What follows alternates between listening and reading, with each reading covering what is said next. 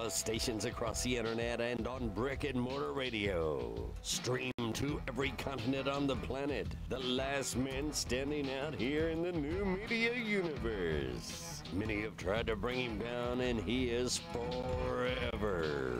Welcome to the Jiggy Jaguar experience. Communicate with us online at jiggyjaguar@jiggyjaguar.com or dial us up at 1866-763-1242. Check it on Jigman Freud at www.jiggyjaguar.com. You've seen him on All Access Music Group. You've read about him in talk radio once He's been on the 6 o'clock news, and now he's in your face and in your ear. Broadcasting from coast to coast like butter and toast. It's the Jiggy Jaguar Radio Show. Look at that. Brother Kid never sounded better. Fantastic. It is hour number 2 of our Sunday radio broadcast. Thanks for joining us. We're going to go to the telephones first.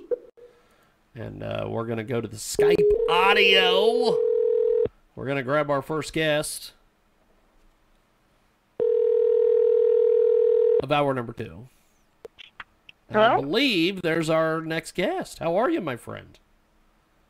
Greetings. How are you? Pretty good, actually. Let me grab the fantastic and lovable Jae B Wells and bring her into the conversation here. We're gonna try to connect with Jay here on the old Skype audio, and we are gonna bring her in here. And we have been having a lot of fun today here on our big broadcast, and I think Jay is in the process of joining us.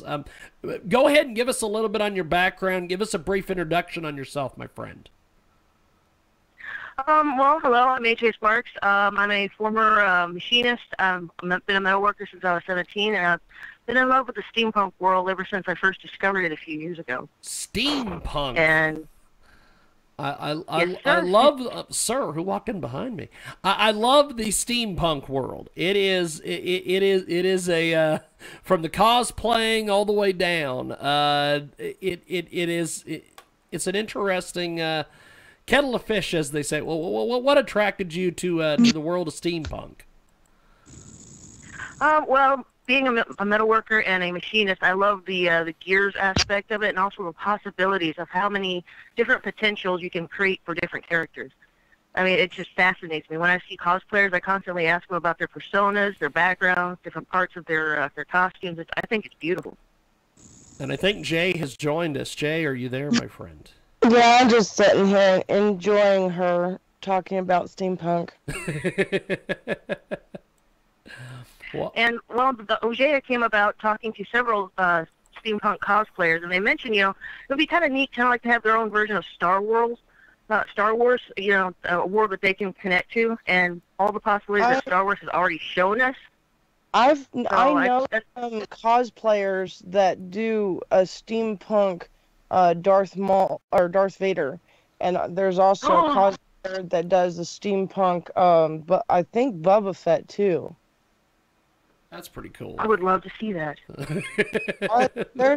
Search my my photo albums and look for like around 2015 for the Emerald City Steampunk.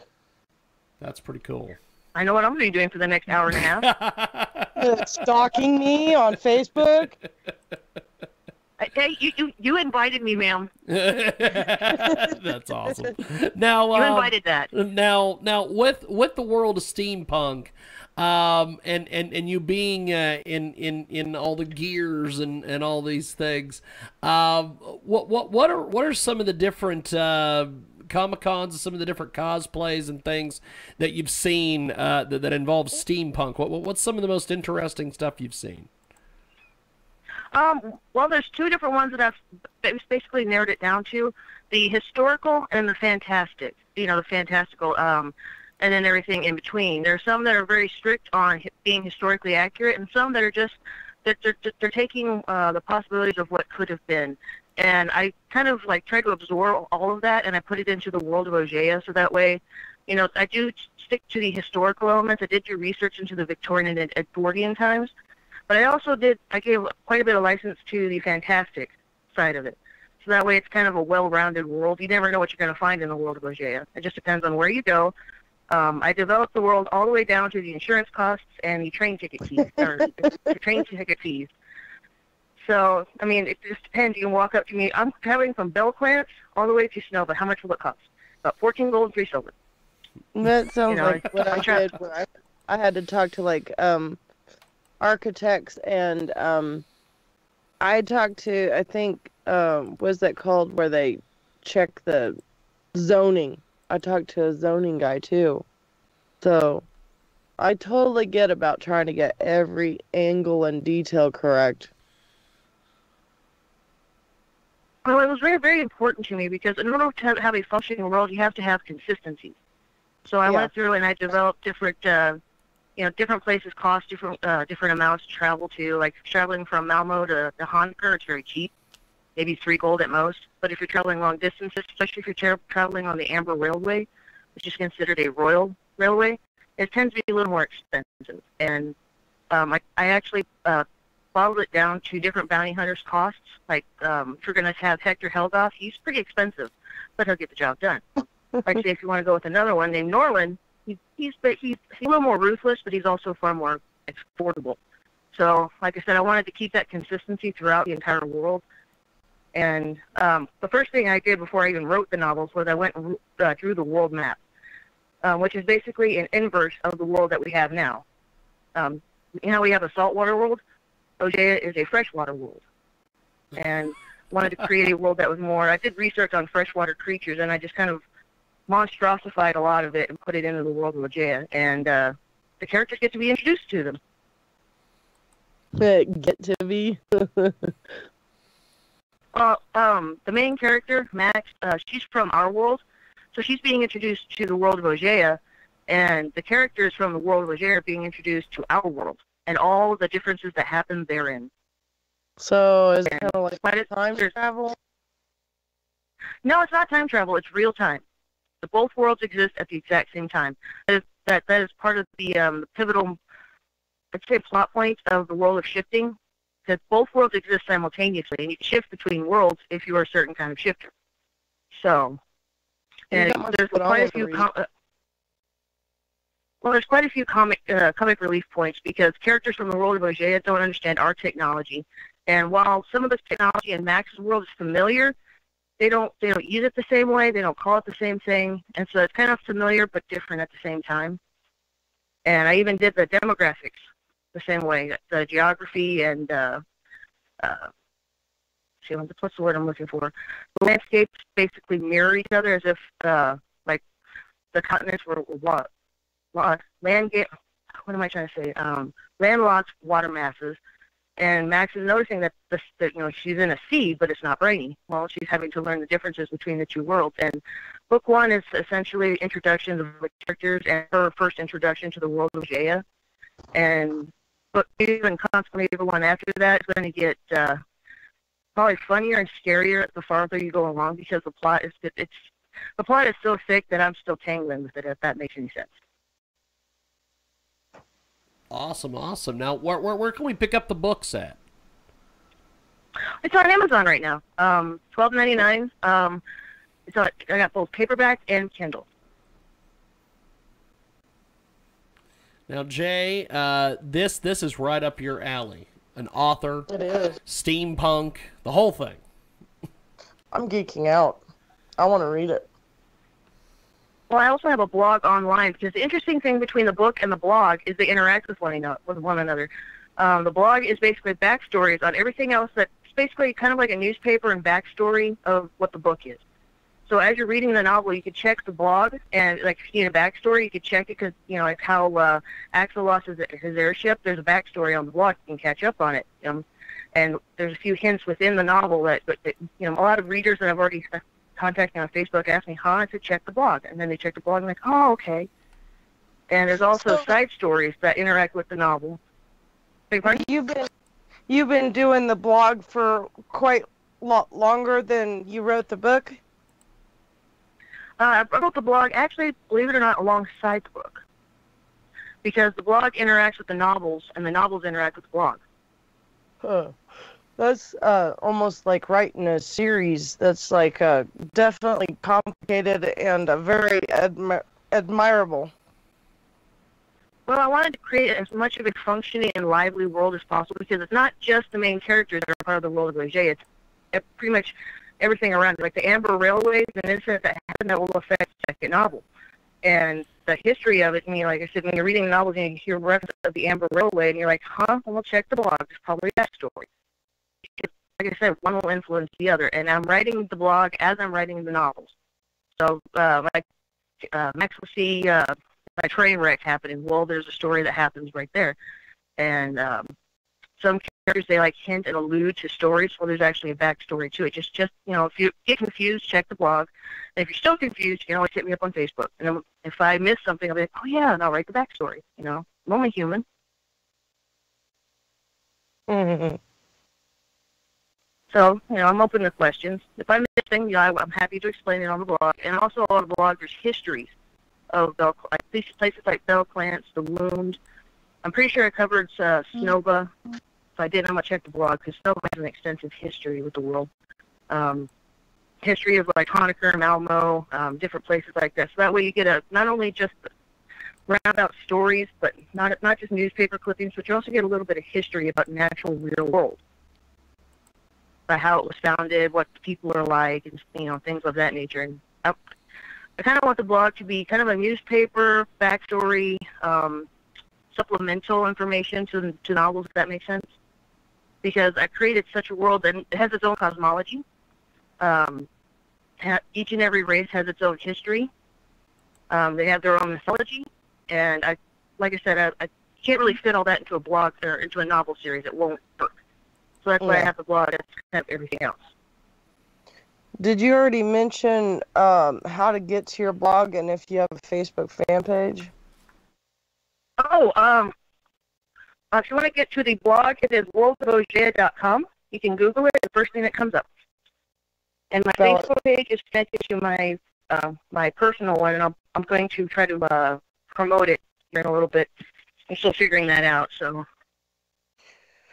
Give me a holler. I'll help you after my migraine's over. Yes, ma'am, I will.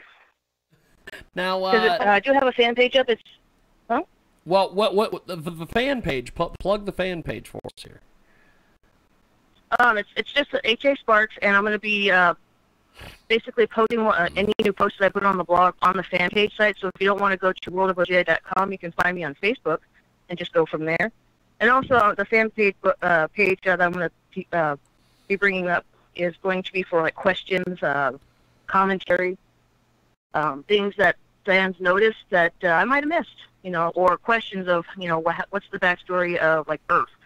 Well, I can give even more. If I missed it, then I'm happy to put it on the blog and post it for you. That's kind of what I want the fan page to be like. It's an interactive, almost like a forum, because cool. The world of Jae, really like cool. I said, I want to present it to the fans, but you can't just present an entire world with, vague questions. It doesn't work.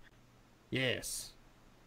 Yes. So I'm hoping that fans actually start really asking real questions about the world of Jae. So I'm happy to answer them. That's fine.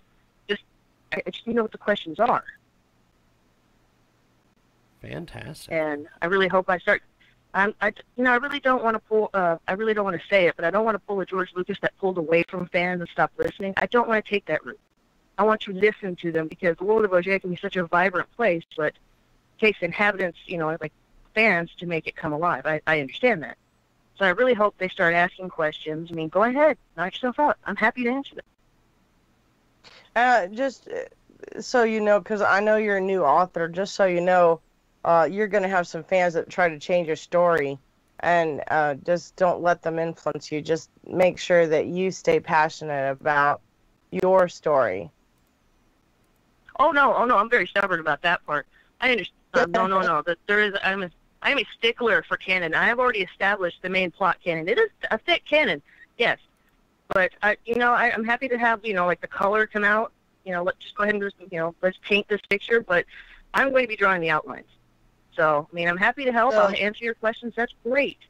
The fans can ask you questions, but they can't sit there and tell you how to change it. No. You can ask me questions. You can make suggestions. But if it goes against the canon, like I said, I'm a stickler. There is a plot line. There's a reason why there's a plot line. There's going to be a huge pendulum swing. There's not going to be no wavy lines in between. It's going to be the pendulum swing. Now, if it's a very colorful pendulum swing, awesome.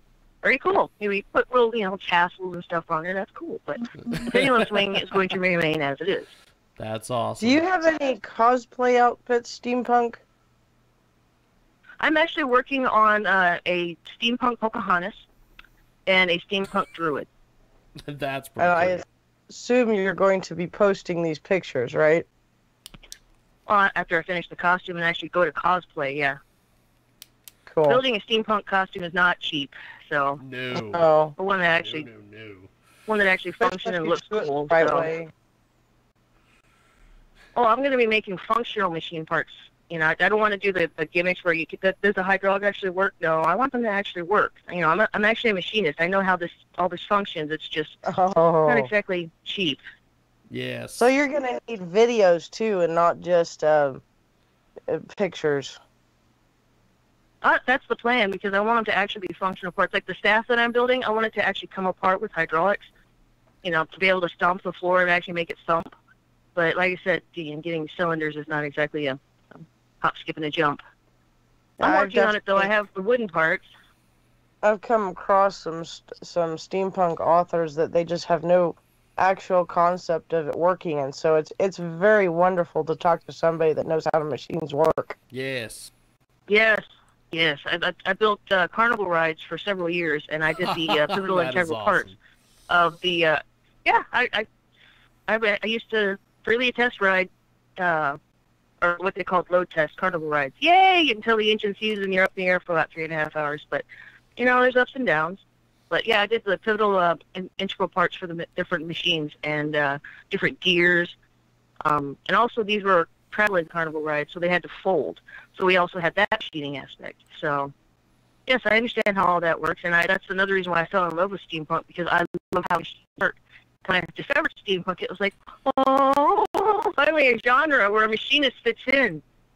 Trying to, wing my way with Star Wars only goes so far.